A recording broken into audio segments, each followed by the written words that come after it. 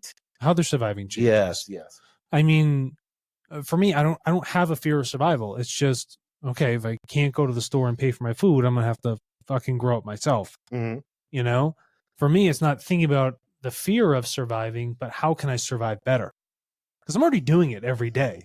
So it's not the fear that I won't be able to survive. I'm always going to make it work. It's the question of how efficient do I want to be in that survival? Yeah, no, yeah, that makes sense. Yeah. You'll see it in the way they talk, the things they bring up about safety, about, you know, or if they're only talking about sex, if they're only talking about their ego, you know, you can tell the element of development and where things are just not aligned and in harmony.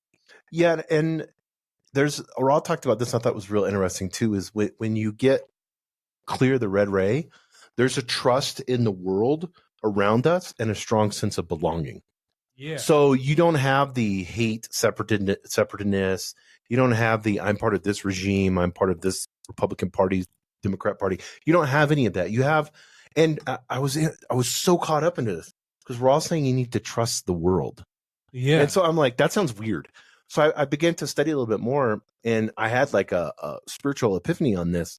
And it's like a video game where you're going on a quest, third density quest, and it's Earth. Yeah. And guess what's left for you all around? What does Spirit leave for you everywhere? What does Creator leave for you? But like these beautiful gifts. If you trust in this world, you're going to run across the treasure chest. Yeah. And I'm not talking money. I'm talking like maybe it's an amazing relationship. Maybe it's emotional wellness, learning, the loss of a loved one, evolution. You're going to see all of those things. Education. And you got to trust that they're around there.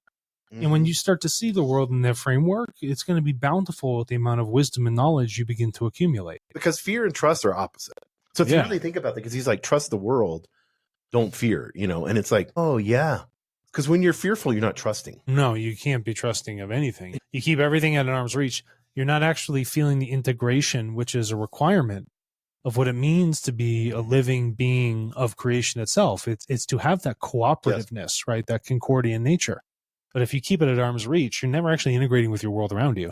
You never learn from it. You're in a constant bubble of fear, isolated specifically to you.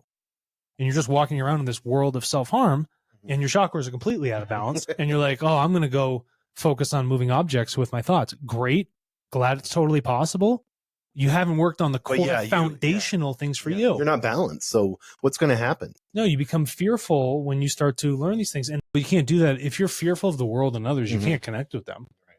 So the obvious is clear. I need to go. I need to be truthful. I need to engage with them in a state of love, try and understand them for who they are as best I can, and establish a relationship, not out of need for survival. In spirituality, we have a problem with not wanting to go there. A lot of people avoid it. They avoid that. You can't be balanced. You can't understand your chakras. You can't understand the self if you don't understand that there has to be a negative aspect. Yes. It's a requirement.